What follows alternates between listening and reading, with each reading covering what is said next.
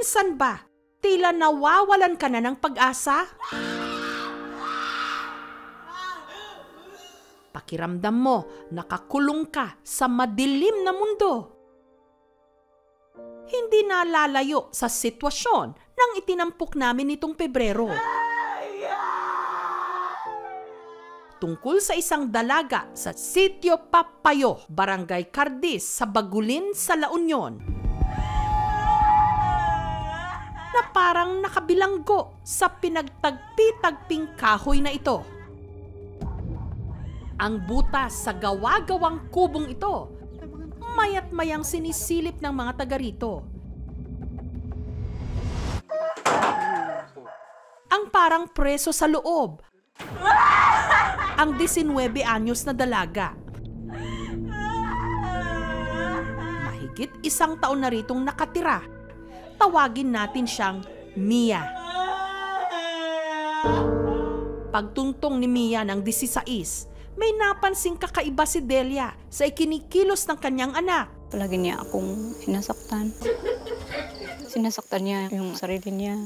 Nung ipinakonsulta sa espesyalista, si Mia na-diagnose na may paranoid schizophrenia. Hindi na nila nakontrol noon ang dalaga. Kinuha niya yung tubo, pinalo niya ako, natakot ako. Sa takot na saktan nito ang sarili at ang ibang taga-sityo, ginawa nila ito ng maliit na kulungan. Nagtitinulong ti ado nga tao ti kaaruba mi, binalon da, inpapasok da. Delikado no karwar. Ang local government ng Bagulin umakyat sa sitio para i-rescue si Mia na 15 buwan na palang ikinulong sa dilim.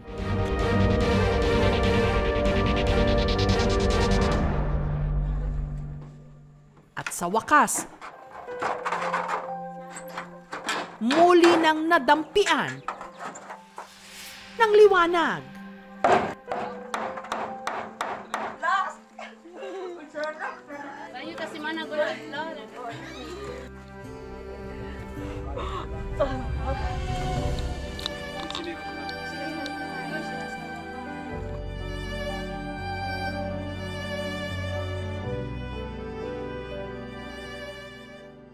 Sunod na inilipat si Mia sa Baguio General Hospital Medical Center.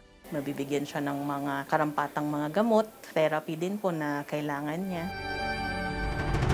Matapos ang 9 na buwan, binalikan ng aming team ang lugar kung saan nakatira si Mia. Makikitang wala na ang nagsilbi niyang kulungan.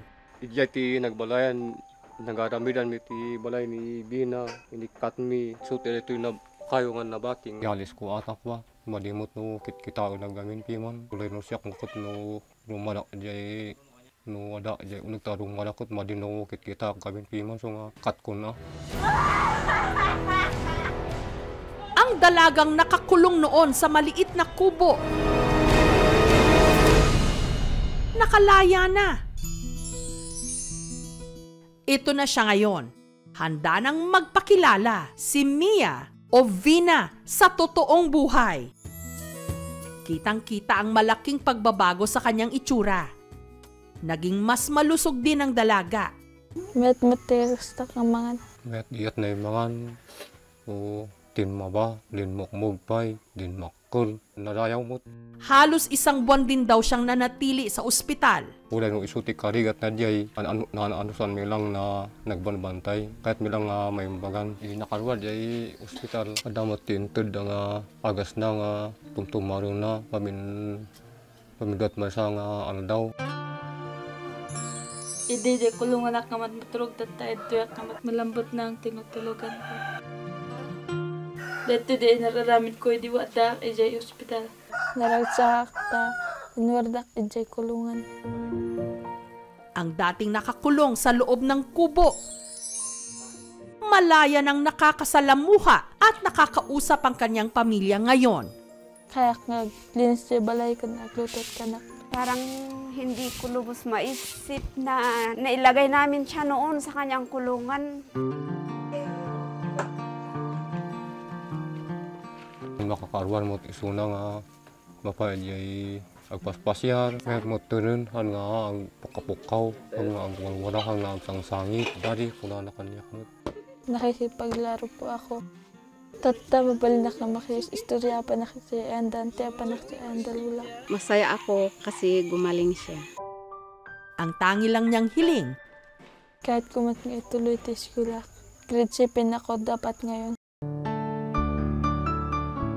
Kung walang tumulong sa kanya, malamang andyan pa dyan sa kulungan niya. Pasalamat ako abosin ng tulong na kami. Damat nagbaliwan ti biyag mi. Kaputi intud ti KMGs. Nagyamanak ti amin nga nagitutulong kanyak ti nagtidunit. Nagyamanak ti KMG.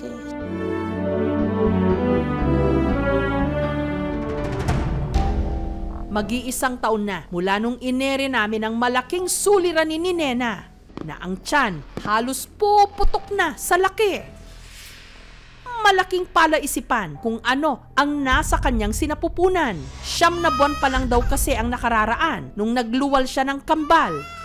Pero sa halip na umimpis ang kanyang tiyan, lalo pa raw itong lumaki.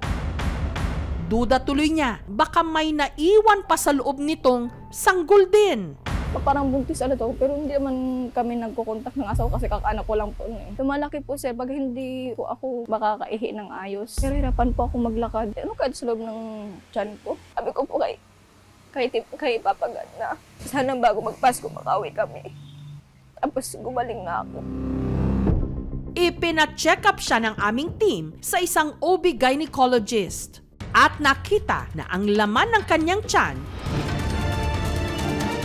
hindi sanggol, kundi mabigat kasi talaga dito. tubig. Yan yung sinasabi natin ng tubig.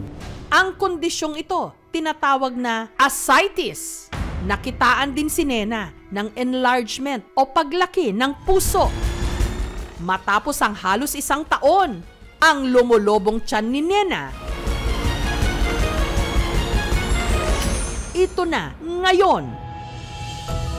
Tuluyan ng lumiit at umimpis. After 4 months po, lumiit na po yun siya. Bilbil na lang po, kumbaga po parang pinagbanatan po ng kambal. Wala na po akong naramdaman ngayon, magaling na po ako.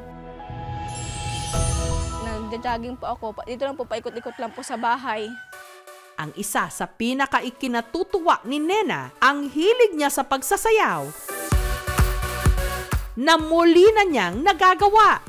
Ngayon po, may TikTok account na po ako. Habit ko na po talagang sumayaw. Yung pagsayaw na lang po yung libangan ko kasi namimiss ko din po ang pagsayaw eh. Sa bahay lang po ako sumasayaw po o nang susumba. Umaga, nag-exercise ako kasi maganda sa katawan.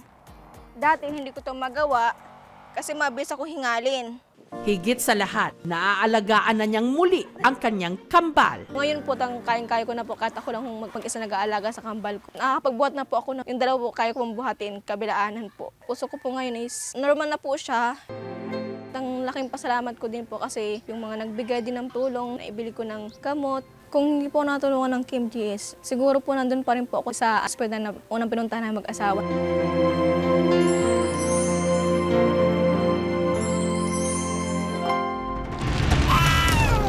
Isa naman ito sa mga istoryang talagang dumurog sa ating puso. Ang nangyari sa batang si Adrian na nahulog sa mainit na koprahan. Opo. Aril ako. Ang bata, lapnos ang balat sa kamay, braso, tuhod at paa. Tad-tad din ang sugat pati na ang kanyang mukha. Si Adrian kasi, aksidenteng nahulog sa nagngangalit na siga sa isang koprahan sa bayan ng Uson sa Masbate. Isinama raw si Adrian sa koprahan sa barangay Miyaga. Tabi kami matulog. Sabi ko sa kanya, diyan ka muna dahil gising eh. Sabi niya, opo. Nung papunta pa lang siya sa CR, parang apoy na gumapang ang kaba kay Ricky nung nakarinig siya ng iyak. Hindi ko naman makakalain na tatayo pala yun. Yun, hinanap pala ko yun. Yun, narinig ko yung sigaw niya sa akin. Napasok daw siya eh. Yun na.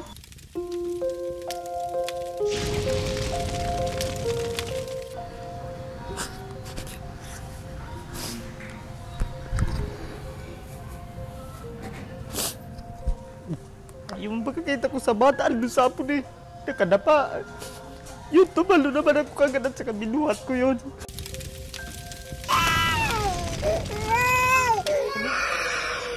Nagtamo ang bata ng 3rd-degree burns.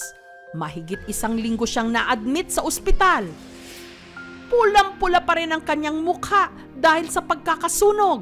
Ang kanya namang paa, binti at kamay, balot ng gasa. Kaya halos hindi na siya makagalaw. Ingkod maayo. Ingkod maayo ha. Si Adrian, pinayagan na ring ma-discharge ng doktor sa ospital. Ay, sorry po. Sorry na. Ay, nayo na. Hop. Ay. Anay paga. Matapos ang halos 6 na buwan,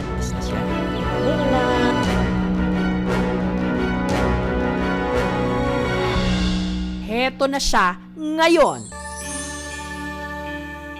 Ang mga sugat sa braso, dibdib, tuhod at paa natuyo na at ang mga paso sa kanyang mukha naghilom. 3 buwan po galing sa ospital bago po na galing po yung sugat ni Baby Adrian talaga. Yung naglabas kami ni Baby Adrian galing sa ospital, hindi na po ako nakapagtrabaho talaga. Inalagaan ko na muna si Baby Adrian. Ikaw na una, ate. Muli na rin nakapaglalaro si Adrian, katulad ng mga normal na bata. 4 na buwan po, yung normal talaga na nakapaglakad na si Baby Adrian at saka nakapaglaro na sa akin. Ate, hinay-hinay lang. Hinay-hinay lang. Higot akon. Kulat lang. Kulat. Dito po sa bahay namin, palahin niya siya ng takbo. Kaya si Ricky, abot langit ang pasasalamat. Maaari na niya muling yapusin ang kanyang anak-anakan. Hindi ko na talaga iniwan si Baby Adrian. Kahit nga mag-igib ako, kahit pa paano, sama-sama yan sa akin.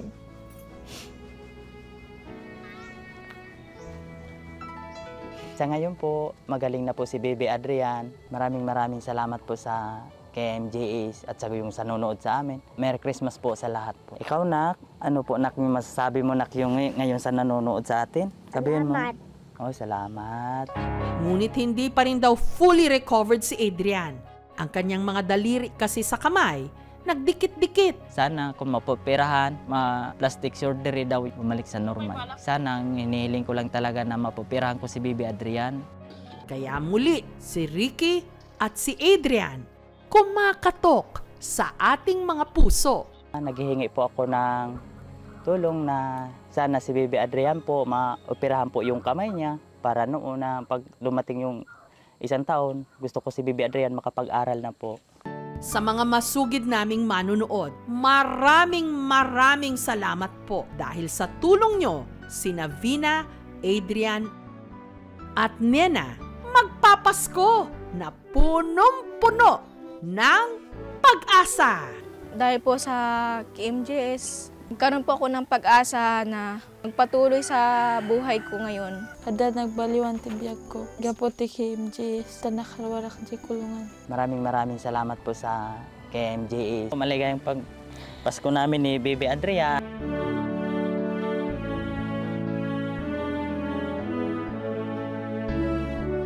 Thank you so much mga kapuso. Kung nagustuhan niyo po ang videong ito, subscribe na sa GMA Public Affairs YouTube channel. Don't forget to hit the bell button for our latest updates.